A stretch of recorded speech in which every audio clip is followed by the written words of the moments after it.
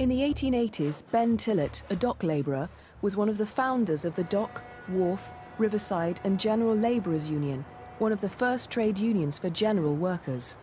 Unskilled labour, a phrase I detest, not merely because it is untrue, but also because it is patronising, was the Cinderella of the industrial system. The general workers, as I prefer to call them, were wholly neglected by the craft unions. They were regarded as unorganisable, yet they were, above all others, a class of worker who required the fullest protection a powerful organisation could provide. They were exposed, without any defence at all, to the rigours of unemployment and the pinch of starvation. That I should be one of the first, indeed the very first, to tackle the problem of the general worker, the so-called unskilled worker, is still to me a matter of the greatest pride. All the greater when I think of the results achieved. What results were achieved? During 1888 and 1889, there were strikes among three groups of unskilled workers in London: dock labourers, matchmakers and gas workers. The casual dock labourers, led by Tom Mann and Ben Tillett, demanded an increase in their wages to 6p an hour and a guaranteed minimum of 4 hours' work a day. During the 5-week strike, they were supported by a strike among the more skilled workers, like the dock stevedores, and by money from Australian unions. They won their 6p an hour and 4 hours' work a day. The women workers of the Bryant and May match factory went on strike over their very low wages, 8p a day, and the system of fines operated by the firm. They were fined 3p if the space under their bench was dirty, 1 shilling for putting a burnt match in a box. After the strike, the fines were abolished and their wages increased, and they formed a union, the Society of Matchmakers. A strike among gas workers at the South Metropolitan Gas Company reduced the length of their working day from 12 to 8 hours. These strikes were led by new unions. Their names make it clear who their members were: the Dock, Wharf, Riverside and General Labourers Union, the National Union of Gas Workers and General Labourers. By 1891, 1 in 4 of all trade union members were in new unions. But this growth of unions among the unskilled did not continue. There was strong opposition from employers. In the winter of 1889 to 90, the gas workers were in conflict with South Metropolitan Gas again. By the spring of 1890, the company employed only a handful of union members.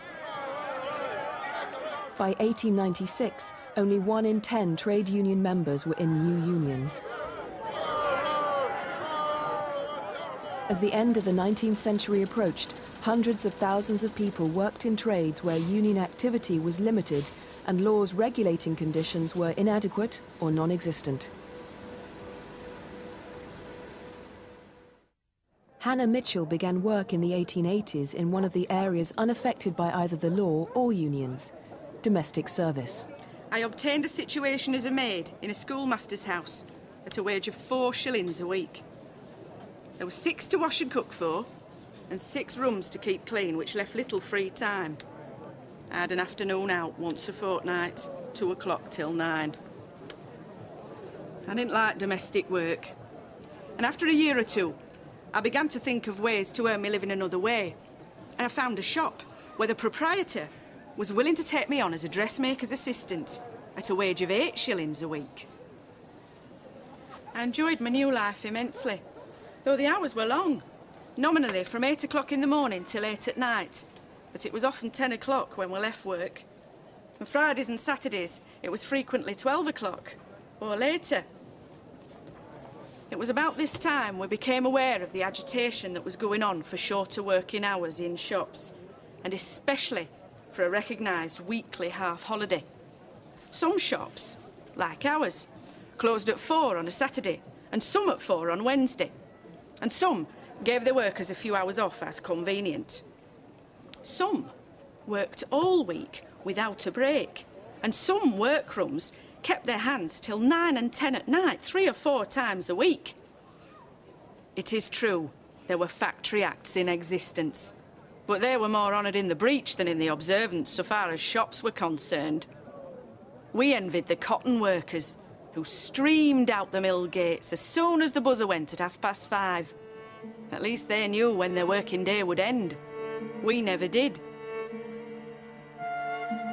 The 19th century saw improvements in conditions and wages gradually extend through the ranks of working people.